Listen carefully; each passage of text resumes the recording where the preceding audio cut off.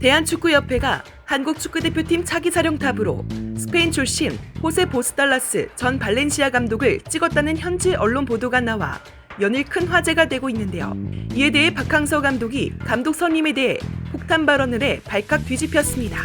스페인 라디오 카데나 SER은 보스달라스 감독은 최근 몇 주 동안 한국의 조사 대상이 됐다고 보도했는데요. 보스달라스는 지금까지 전혀 언급되지 않았던 인물이라 관심이 더 커졌습니다. 카데나 SER은 보스달라스가 라리가를 비롯해 외국 클럽들의 관심을 받고 있다고 말했는데요. 이에 대해 국내 축구 팬들은 보스달라스 감독 실력 있던데 국내파만 아니면 될 것 같음, 멤버지 때문에 부담감 쩔듯 이강인이 추천했나라며 폭발적인 관심을 보였습니다. 보스달라스 감독은 93년부터 지도자의 길을 걸었고 엘체, 데포르티보 알라베스, 헤타페, 발렌시아 등 스페인 팀들의 지휘봉을 잡은 이력이 있죠. 보스달라스 감독의 가장 큰 성과는 2015-16 시즌 당시 스페인 2부 리그 데포르티보 알라베스를 맡자마자 리그 우승과 함께 11시즌 만에 1부 복귀를 이끌었습니다. 사실 이때부터 그는 승격 전도사로 불렸는데요. 2016-17 시즌에도 스페인 2부 헤타페를 맡아 첫 시즌에 팀의 1부 승격을 지휘했습니다. 이 사례에서 알 수 있듯 보스달라스 감독은 약팀을 강팀으로 만들어가는 유형의 감독인데요. 한국 축구의 더 완성도를 높여줄 수 있을 거라는 기대를 갖게 하죠. 무엇보다 공격수 출신의 보스달라스 감독은 압박과 수비를 굉장히 중요하게 생각합니다. 축구 철학이 한국 축구의 성격과 매우 비슷한데요. 아직 벤버즈를 잊지 못하는 한국 팬들에게 점수를 받을 만한 것은 4-4-2 전형을 주로 사용하면서 상대를 강하게 압박한다는 점에선 파울루 벤투 감독과 매우 흡사합니다. 다만 벤투의 핵심 키워드였던 빌드업 축구와는 다소 차이가 있죠. 더욱이 보스달라스 감독은 이강인과 인연이 있는데요. 2021년 5월 당시 이강인이 뛰고 있던 발렌시아 사령탑으로 선임됐습니다. 이강인은 보스달라스 감독 부임 직후인 그해 8월 발렌시아를 떠나 마요르카로 이적했습니다.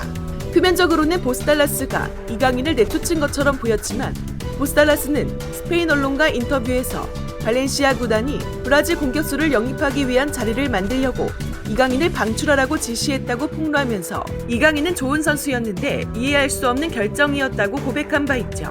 보스달라스는 발렌시아 부임 첫 시즌에 스페인 구강컵 결승에 올려놓았지만 경질됐는데요.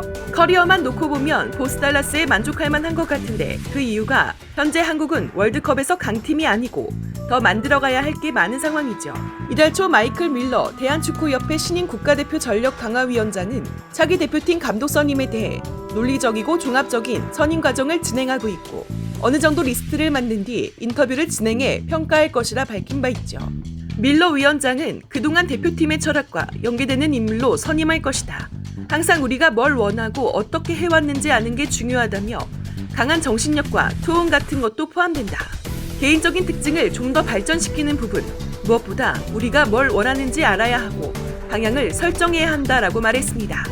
대한축구협회는 2월 중순까지 감독 선임 작업을 마무리할 예정인데요.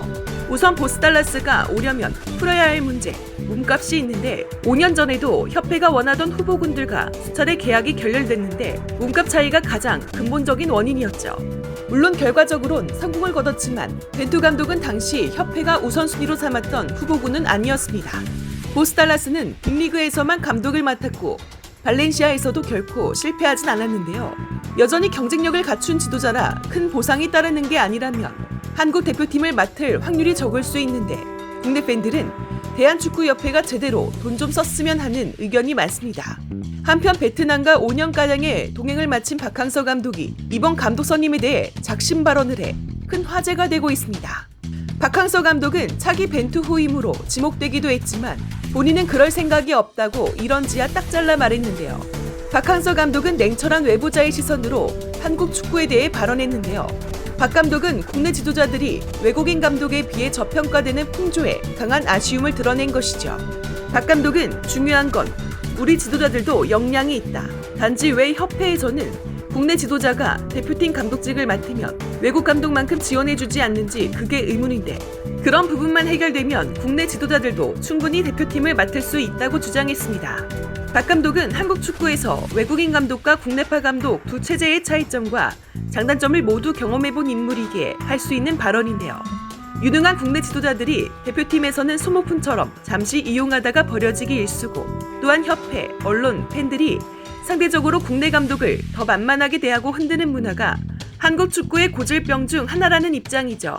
박 감독은 협회가 일정 부분 감독이 소신을 유지하게끔 방패 역할을 해줘야 한다고 당부하면서 이런 측면에서 협회가 제 역할을 했는지도 돌아보고 국내 감독들도 역량이 있다는 걸 봐줬으면 한다는 소신을 밝혔습니다.